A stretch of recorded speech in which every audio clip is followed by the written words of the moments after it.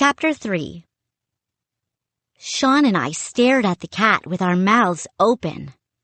Then we turned to each other with the same question on our faces. Did we just hear that? The black cat tilted its head, as if waiting for an answer. Then it repeated, "Admiral Jim?" I heard someone groan, and then a loud squeaking sound. I turned to the doorway to our left. It led to another room, and in the doorway, I could see a large man slowly sit up from a white rope hammock. With another groan, he dropped his feet to the floor. Sweeping back his long white hair, he lumbered to his feet. He wore a white sailor uniform. His big belly bulged out from under the shirt. He had a round red face, cherry red, and kept blinking his large blue eyes. His thick mustache was as white as his hair. He pulled on a white admiral's cap as he walked unsteadily toward us.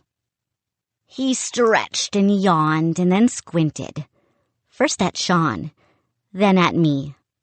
"My niece and nephew, have ye arrived?"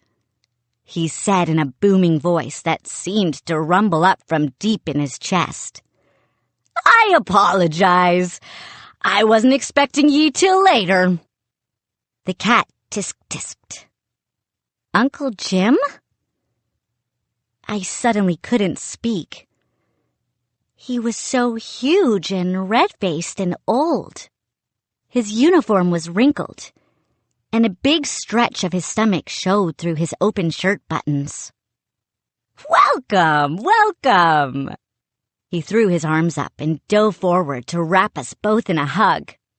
"So sorry I wasn't there to greet you. The cat was supposed to wake me." "Do tell," the cat muttered, shaking its head. "The cat, it talks?" I finally found my voice. Sean took a step back. I think this was all too weird for him. Uncle Jim nodded. "Yes, she does." He leaned toward the cat. "Tell our visitors your name." "Celeste," the cat hissed, her pink tongue licking her front teeth.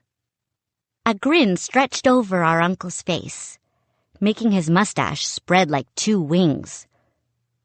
"Forgive her slight lisp." "But that's impossible!" Sean cried. Uncle Jim kept his eyes on the cat. "Do you think it's impossible, Celeste?" "No," the cat immediately replied. "It's some kind of a trick," Sean insisted. "The cat is a robot, right? A robot with artificial intelligence?" Uncle Jim tilted back his admiral's cap and scratched his white hair. "I don't know what that means, young Sean." He petted Celeste's back. "A cat is a cat, I think."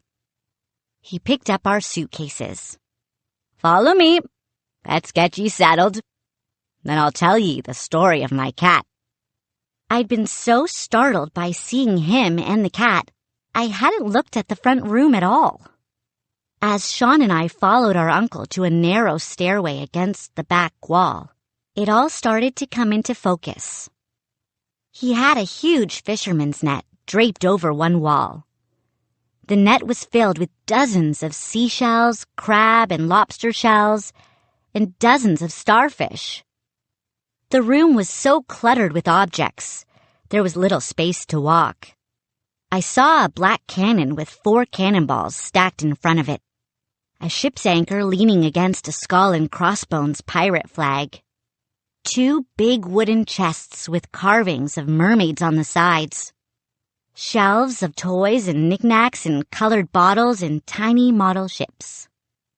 "This is awesome," I whispered to Sean. Sean nodded, like being in a weird museum. Uncle Jim stopped at the bottom of a steep, narrow staircase. "You'll be sleeping in the crow's nest," he boomed. "Careful. The old wooden stairs are a bit rickety, I peered up toward the top of the stairs. Shadowy gray light washed over a bare wall. A suitcase in each hand, Uncle Jim squeezed into the stairway. He started up the stairs, but then turned back to us. "Don't worry," he said. "The ghost seldom comes out in the daytime."